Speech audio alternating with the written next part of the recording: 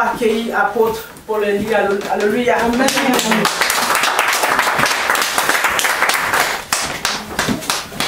Soyons bénis. Amen. Au nom puissant de Jésus. Amen. Père, nous voulons te bénir, te rendre toute la gloire pour ce matin béni en toi. Que ce culte, Yahvé Dieu, soit encore plus béni, que ton esprit vienne nous assister, que ta confirmation par la puissance de ta main droite soit manifeste au milieu de nous.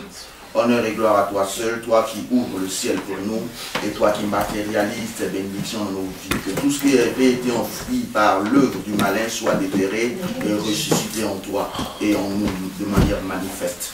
Au nom puissant de Jésus-Christ, que tu tends ta main, cette œuvre qui a commencé depuis 2 mois, afin qu'il se fasse des signes, de prodiges et des miracles, Yahvé Dieu. Honneur et gloire à toi seul, en ce dimanche encore. Amen. Amen. Bien. On va commencer un enseignement aujourd'hui. Amen. Il est important que nous soyons enseignés. Amen. Le thème c'est les 3 sortes de chrétiens. Si vous voulez vous mettre chrétien en griffe, ça dépend. Il n'y a pas d'autre mot que je peux donner. Donc, les 3 sortes de chrétiens. Mais avant, on va expliquer, on va parler de quelque chose dont la Bible parle qui est important pour nous. L'Ancien Testament en a parlé, l'apôtre Paul en a fait, en a parlé aussi, sans rentrer en profondeur, parce que tout était détaillé dans l'Ancien Testament. Il s'agit du tabernacle de Dieu avec les hommes, ou bien le tabernacle de Moïse. Amen. Ça, c'était là où avait lieu le culte des Juifs. Amen. Voilà. En ce qui concerne l'expiation, en ce qui concerne les prières qui doivent monter à Dieu, et tout et tout. Ils avaient la synagogue pour entendre la parole de Dieu, et ils avaient ce lieu-là, comme lieu de culte, d'adoration, d'expiation. Amen. Amen. Voilà. Parce que ça va aller ensemble avec l'enseignement. Les 3 sortes de chrétiens. J'ai dit, il y a 3 sortes de chrétiens. Amen. Ça veut dire qu'il y a 3 dimensions de chrétiens. Et cet enseignement va t'inciter à avancer plus loin avec le Seigneur. Comme la Bible dit, si vous avez goûté que le Seigneur est bon, approchez-vous de lui, pierre vivante, rejetée par les hommes, mais choisie et précieuse devant Dieu. Amen. Amen. Donc, on doit s'approcher davantage du Seigneur pour découvrir ses bienfaits. Beaucoup de personnes, depuis que je suis venu ici, même habitant aussi, les gens se plaignent, mais on prie, on ne voit rien. Mais pour voir certaines choses, il faut aller en eau profonde. Les gens se sont approchés, les apôtres sont approchés du Seigneur en lui demandant, mais pourquoi ce démon-là n'est pas sorti quand on a prié? Il leur dira que ce démon-là, ce genre de démon ne parle que par le jeûne et par la prière. Et chaque cas a, a sa manière d'être résolu. Vous comprenez? Voilà. Donc pour découvrir cela, il faut avancer en eau profonde. Quand l'enfant que nous mettons au monde, quand il a besoin, quand il pleure, la mère est à côté, parce que c'est un nouveau-né. Mais au fur et à mesure qu'il grandit, on ne sait plus à ses caprices. Au fur et à mesure, on commence à s'éloigner peu à peu de l'enfant tout en gardant les regards sur lui. C'est de la même manière que le Seigneur se conduit aussi avec nous. Nous devons avancer en eau profonde afin que nous puissions voir sa gloire véritable. Amen.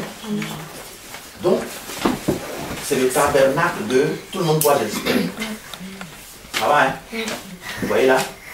C'est le tabernacle qui est là. C'est lui tout ça. Amen. Maintenant, ça c'est la porte d'entrée. Ça, à l'intérieur ici, on appelle ça le parvis. Amen. S'il vous plaît, on va appeler ça le parvis intérieur, si vous voulez. Le parvis. À l'extérieur, on peut dire le parvis extérieur, par exemple. Donc ça fait 4 types d'hommes, mais 4 sortes d'hommes. Amen. L'homme animal, c'est lui qui ne connaît pas Dieu. Et quand on rentre, c'est celui qui connaît Dieu. Ça, c'est le parvis. Ici, c'est une autre porte. Ça, c'est le lieu saint dont on parle toujours. Et là, c'est le lieu très saint. Et la Bible a dit dans Hébreu 8, verset 5, qu'il a été dit à Moïse de faire le tabernacle selon le modèle qui lui a été montré. Lorsqu'il était sous la nuée. C'est-à-dire que Dieu lui a montré le modèle du ciel.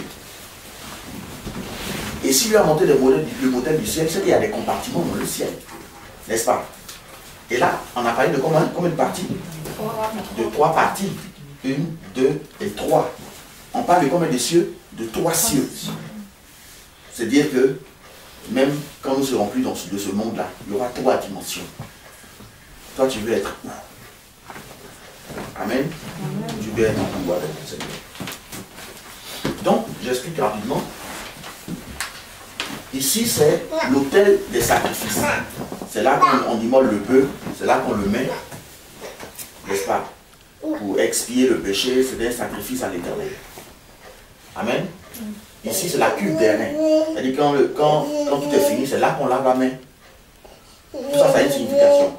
Ici, on rentre, c'est le chandelier d'or, avec ses 7 branches qui se représentent les 7 esprits de l'Éternel. C'est ce qui éclaire le lieu saint. Ici, c'est la table des pains de proposition. Amen. C'est là où on dépose les pains qui sont le symbole de la parole. Ici, c'est l'autel des parfums, là où on offre le parfum d'une odeur agréable à l'Éternel, qui est l'image de la prière des chrétiens. Amen. Les prières qui doivent monter à Dieu. Et là, c'est l'arche de l'alliance, qui est le symbole du trône de Dieu, qui est le symbole de la présence de Dieu. Amen. Donc le ciel des hommes, le ciel des anges, le ciel de Dieu. Amen. Amen. On dit les cieux des cieux. Pourquoi on ne dit pas un ciel, on dit les cieux. Voilà, c'est ça qui est là. Mais ça a été représenté et montré à Moïse pour que nous puissions être enseignés des choses qui sont là-haut. Parce que ce sont des choses véritables. Amen. Amen. Maintenant, l'enseignement qu'on va voir, ça va te permettre de savoir dans quelle partie tu es. Parce qu'on a dit que le ciel est ouvert. Ton ciel aussi doit s'ouvrir. Ton ciel là, c'est à quelle dimension? Amen. Amen. Introduction.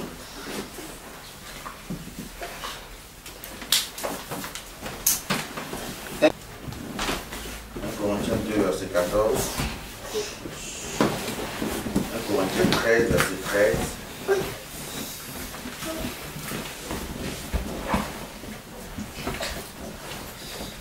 Jean 5, versets 6 à 8.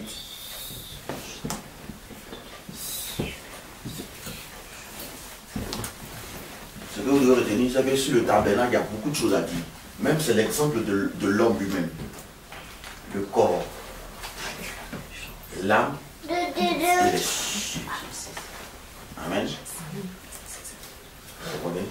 Il y a beaucoup de choses à dire. Donc, 1 Corinthiens 2, verset 14, 1 Corinthiens 13, verset 13, 1 Jean, chapitre 5, verset 6 à 8. Il est important qu'on soit enseigné, qu'on comprenne les choses à venir. Alors, s'il te plaît. 1 Corinthiens 2, verset 14. Mais l'homme naturel n'accepte pas les choses de l'Esprit de Dieu, car elles sont une folie pour lui et il ne peut les connaître parce que c'est spirituellement qu'on en juge. Amen. Car l'homme naturel, c'est-à-dire que celui qui est ici, qui est hors du tabernacle, ne comprend pas ce qui se passe à l'intérieur. Parce que c'est spirituellement qu'on en juge. Celui qui ne connaît pas Jésus, là, quand toi tu viens prier, quand toi tu viens t'asseoir un dimanche pour prier ton Dieu, tu es en train de chercher ton Dieu, lui ne comprend pas ça. Parce que c'est spirituellement qu'on en juge. Amen. Son discernement spirituel est fermé. Pour lui, tout est physique. Et à part le physique, il n'y a pas le spirituel. Donc on ne comprend pas les choses de l'esprit. Corinthiens 13 dit. Maintenant donc, les trois choses demeurent, la foi, l'espérance, l'amour. Amen. Maintenant, les trois choses demeurent, la foi, l'espérance et l'amour. Vous voyez? La foi, l'espérance et l'amour. Amen. Dieu est amour. N'est-ce pas? 1 Jean 5, versets 6 à 8. C'est lui, Jésus-Christ, qui est venu avec de l'eau et du sang. Non avec l'eau seulement, mais avec l'eau et avec le sang. Et c'est l'Esprit qui rend témoignage, parce que l'Esprit est la vérité. Amen. Car il y en a trois qui rendent témoignage. L'Esprit, l'eau et le sang. L'eau, l'Esprit, l'eau, le sang et l'eau. Amen. Et les trois sont d'accord. Voilà, le corps, l'âme et l'esprit. On a dit que le corps a été tiré de l'eau, parce que de l'eau a été tirée de la terre, l'homme a été créé, n'est-ce pas? Donc l'eau, c'est le corps, le sang, c'est l'âme, parce que la Bible dit que l'âme est dans le sang. Amen. Et ensuite, l'esprit. Vous voyez? Voilà. En grand 1, on va voir le chrétien en griffe. Si vous voulez, vous pouvez laisser comme ça. Le chrétien charnel. C'est-à-dire le chrétien qui marche selon encore sa chair. Et qui marche selon lui-même ses propres pensées. Amen. Le chrétien charnel. 1 Corinthiens 3, verset 1 à 3. Corinthiens 3, verset 1 à 3. Oui. Pour moi, frère, ce n'est pas comme à des hommes spirituels que j'ai pu vous parler, mais comme à des hommes charnels, comme à des enfants en Christ. Je vous ai donné du lait, non de la nourriture solide, car vous ne pouviez pas la supporter, et vous ne pouvez même pas même à présent, parce que vous êtes encore charnels. En effet, puisqu'il y a parmi vous la jalousie et les disputes, n'êtes-vous pas charnels et ne marchez-vous pas selon l'homme? Amen. Galates 5, verset 19 à 21. Donc Paul parle dans ce passage-là, ici, dans 1 Corinthiens 3, verset 1 à 3, du chrétien charnel qui a encore besoin du lait et non de la nourriture solide. Et que, pourquoi on le traite de chrétien charnel? C'est pas parce qu'il est nouveau dans la vie chrétienne, mais il y a longtemps il est là, mais il n'avance pas. Il n'avance pas dans la foi. Il n'y a pas un mouvement de conversion, il n'y a pas une dynamique de conversion. Il est au même stade d'évolution. C'est pourquoi on dit les chrétiens charnels. Et lui, il est rentré là. Il a accepté le Seigneur pour offrir son corps comme un sacrifice de bonne odeur. Il a été purifié par le baptême. Amen. La cuve des reins, où il y avait l'eau où on lavait les mains. Il a été purifié par l'eau du baptême. Mais lui, au lieu de rentrer là, il est là, il tourne dans la cour. Or, ce n'est pas ça le but. Amen. Il est encore dans les disputes, les critiques, les calomnies, les animosités, colère, l'envie, l'ivrognerie, les choses semblables. Amen. Il est encore dans des pratiques que la parole de Dieu ne conseille pas. On peut comprendre ça pour un nouveau chrétien, quelqu'un qui vient de connaître le Seigneur il n'y a pas longtemps. Mais lui, il a 2 ans, 3 ans, 4 ans, 5 ans, souvent même 10 ans. Et c'est lui, au contraire, au lieu de changer et d'aider ceux qui viennent nouvellement, lui là, il est une gangrène dans l'église. Il dévise l'église. Il est sans sagesse. Amen. Il est dépouillé de toute intelligence divine. Mais quand même, il est dans l'église. Comme on a l'habitude de dire, il chauffe les bancs de l'église. Il ne change pas. C'est ça son problème. On doit l'enseigner à chaque fois. Il a besoin toujours de lait. C'est quel bébé qui toujours envoie le Saint-Valérie quand même. À un certain moment donné, il a besoin de la nourriture solide. Vous comprenez? C'est une image en fait. Ça vous dit que quand tu viens en Christ, il y a des enseignements qui sont d'un certain niveau de compréhension. Et au fur et à mesure que tu comprends cela, tu avances, Dieu te donne une autre révélation d'un autre niveau. Je ne vais pas venir vous dire, je ne vais pas venir ici vous parler des 7 dispensations, je ne vais pas venir vous dire, vous parler de Dieu crée l'esprit en fonction du corps. Vous avez perdu, hein? Dieu crée l'esprit en fonction du corps. Ou bien, que quand l'apôtre Paul dit, j'étais absent de corps mais présent d'esprit. Si je vous explique ça là, vous allez penser que c'est la sorcellerie. Non, c'est même pas la sorcellerie. C'est un autre niveau. C'est pour dire qu'il y a encore des choses que nous devons découvrir dans la parole de Dieu. Mais nous devons grandir. Grandir dans la parole de Dieu. Grandir dans le changement par rapport à nous-mêmes. Pour que tu puisses rendre témoignage à quelqu'un qui te demande, mais toi, depuis que tu pries, qu'est-ce que ça change dans ta vie? Quel est le comportement? Quelle est l'action que tu poses qui nous montre que tu as changé en fait? Amen. Donc le chrétien charnel, c'est ça. Lui, il est rentré, il a accepté le Seigneur. Il a dépassé la porte, lui, il est rentré. Il a offert son corps en sacrifice. Il a été purifié dans l'eau du baptême. Mais au lieu d'entrer ici, il tourne. Il a besoin encore d'enseignement. Il a besoin encore d'avancer. Hein? C'est là que l'apôtre Paul parle. Souvent, il a les dons spirituels. Parce qu'à Corinthe, les gens avaient les dons spirituels. Mais il se limite à cela. Oh, les choses meilleures qui sont à venir. Amen. Il y a des choses encore plus grandes à découvrir. Il faut avancer. Il vit selon la chair, il ne vit pas selon l'esprit. Il vit selon ses propres pensées. Or, il est venu dans la maison de Dieu pour apprendre la parole de Dieu, pour laisser les œuvres mortes, les œuvres qui nous séparent de Dieu, pour ensuite marcher selon les œuvres qui nous rapprochent de Dieu. Mais lui, au contraire, il marche en ennemi de la croix. Non, toi m'a dit, lui m'a dit, il est dans les petits trucs comme ça, les calomnies, les choses qui ne peuvent faire avancer personne dans sa bénédiction et dans son approche du Seigneur. Amen. C'est lui là le chrétien charnel, qui marche selon les passions de la chair, l'envie, les choses, les petites choses. Amen. Ça va? Amen. Amen. Donc j'ai dit Galates 5, verset 19 à 21. Galates 5, verset 19 à 21. Or, les œuvres de la chair sont évidentes. Voilà.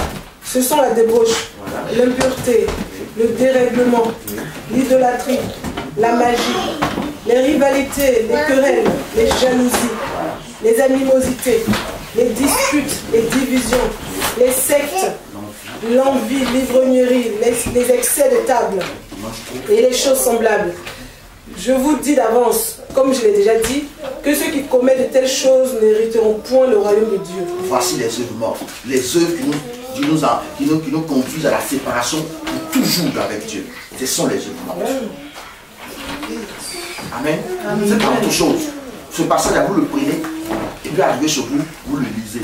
S'il y a des mots que vous ne comprenez pas, comme dérèglement, débauche, vous prenez un dictionnaire, vous ouvrez le dictionnaire, il vous dira. Maintenant, si le dictionnaire ne vous a pas convaincu, vous venez, je vais vous dire ce que c'est. Ça, vous devez retenir ce verset-là. Et puis souligner chaque truc. Et puis au fur et à mesure, vous cherchez, par la grâce de Dieu, la prière, le jeûne, s'il le faut, à changer de vie. Un secret, la Bible est un miroir. Ce n'est pas une caméra.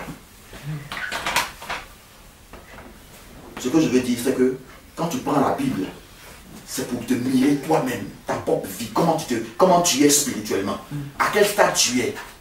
Mais ce n'est pas pour regarder la vie des autres. Amen. Amen. Et même si tu dois regarder la vie des autres, c'est pour prier, c'est pour aider la personne à avancer. C'est ce que le Seigneur nous demande. Et quand tu le fais, Dieu t'arrose, Dieu te bénit. Tes affaires marchent. Quand tu aides les autres, Dieu te bénit. Mais ne pense jamais comme une caméra de regarder la vie des autres. Non, la Bible a dit non. Non. Pense ça et puis faut t'appliquer ça à toi-même. Ça va t'aider dans la vie chrétienne. Amen. Amen. Ça va t'aider. Donc, le chrétien charnel, il se balade dans l'église. Il est né dans l'église. Son père est pasteur. Amen. Amen. Il ne change pas. C'est un être spirituel. Il ne grandit pas, il ne petit pas. Le chrétien charnel. Il ne faut pas qu'on soit chrétien charnel. Il faut qu'on avance. Parce que la vie chrétienne, c'est un mouvement. La vie même, c'est un mouvement. Donc, petit 1, sa place symbolique dans le tabernacle. Si on ne finit pas aujourd'hui, on va attaquer ça sur les 2 autres dimanches. C'est important. Amen. Amen. C'est important.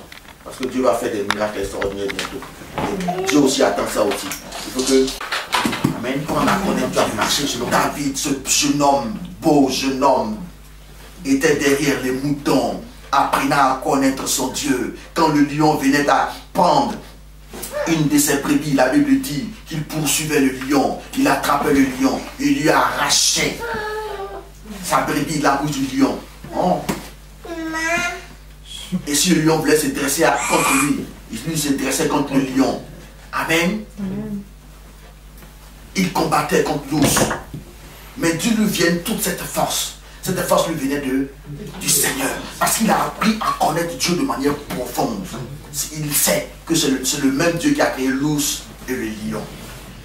C'est quand l'homme a abandonné son autorité en obéissant à un animal qu'on appelait le serpent. Dieu a donné une partie de l'autorité de l'homme aux animaux. Si bien qu'aujourd'hui, on a peur de certains animaux. Sinon, au commencement, il n'en était pas ainsi. Amen. Mais l'homme spirituel commence à comprendre ces choses. Il commence à avancer. Et la crainte commence à disparaître. Son autorité commence à revenir. Parce qu'il se laisse éclairer par la parole de Dieu. Il a une vie de prière. Une vie de prière. Toujours devant la face de Dieu. Pour prier pour lui-même. Prier pour sa famille. Prier pour ses frères en Christ. Prier aussi pour le monde entier. Pour leur conversion. Ce sont ces genres de choses que le chrétien spirituel fait. Il avance. Paul dit: ce n'est pas que j'ai déjà atteint la perfection, mais je fais une chose. Je cours pour atteindre le but. Je renonce à tout ce qui était pour moi comme un gain. Pour connaître Christ et la puissance de sa résurrection. Pour parvenir, si je puis, à la résurrection d'entre les morts. C'est ce que l'apôtre Paul a fait. Donc, Paul nous montre l'exemple du chrétien spirituel.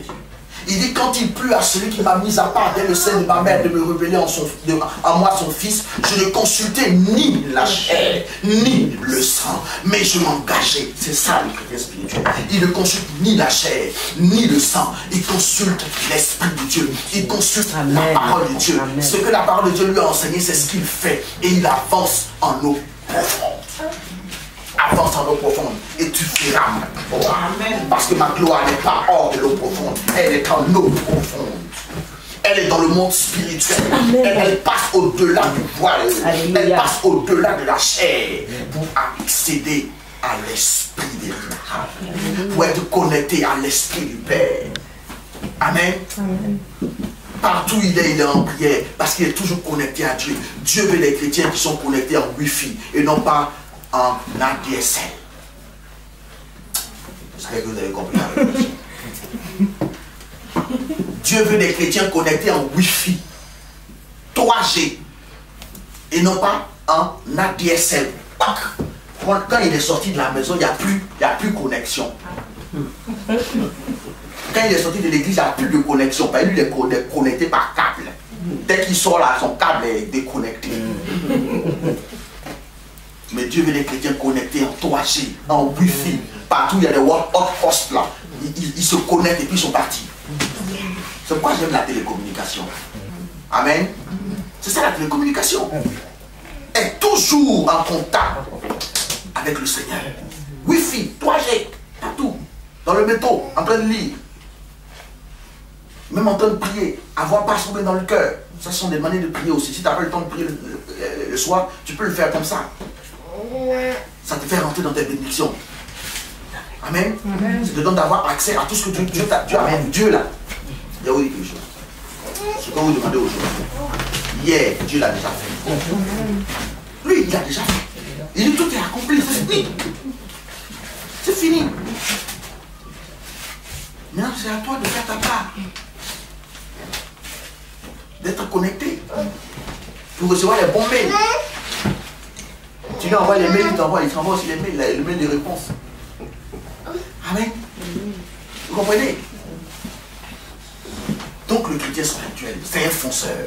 Mais un fonceur, il fonce vers la connaissance du Seigneur.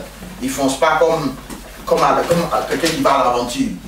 Il ne va pas comme Paul le dit, comme quelqu'un qui balaye, mais il fonce selon l'Esprit de Dieu. Il marche selon l'Esprit de Dieu. Amen. Sa position symbolique dans le tabernacle, vous pouvez même petit peu comme c'est les mêmes. Voilà. le lieu saint. Donc sa position dans le tabernacle, c'est le lieu saint. Il est là. Amen. Amen. C'est la femme d'Apocalypse. C'est la femme elle-même dont il s'agit. C'est la femme. Donc le lieu saint, c'est la place symbolique du chrétien spirituel. Exode 30, verset 20. Hébreux 9, verset 2. Tu vas lire Hébreux 9, verset 2. En effet, un tabernacle fut construit. Dans la partie antérieure appelée le lieu saint, était le chandelier, la table et les pains de proposition. Amen. C'est bon. Donc, le chandelier, la table et les pains de proposition, et l'autel des parfums. L'autel des parfums. L'image des prières, tout ça.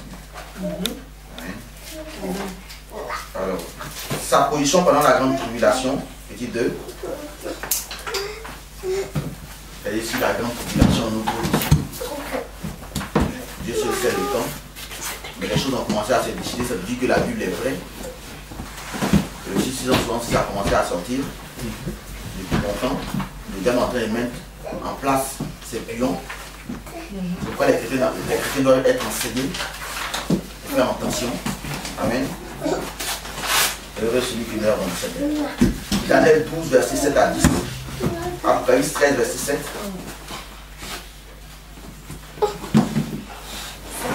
Apocalypse 13, verset 7. Matthieu 24, verset 21 à 26.